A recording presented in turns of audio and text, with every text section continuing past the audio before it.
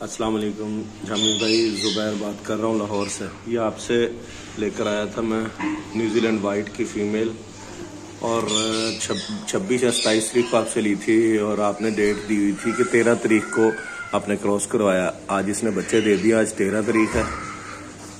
और ये मैंने ना छत पे रखी हुई थी, 2 दिन पहले नीचे लेकर आया हूँ क्योंकि गर्मी बहुत ज़्यादा थी।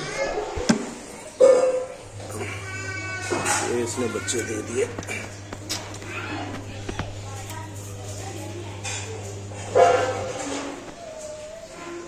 माशाल्लाह से बहुत सही है, ठीक है। अभी दिन सुबह ही दिए, मैं अभी चेक कर रहा हूँ। और ये है, मैंने अभी दिए हैं पहले 7 हैं, 7 बच्चे।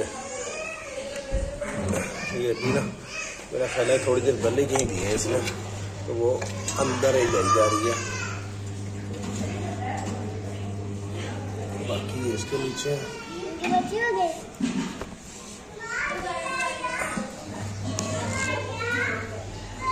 मेल इसका ऊपर ही है अभी छत पे, क्योंकि ऊपर गर्मी थी, मैं इसलिए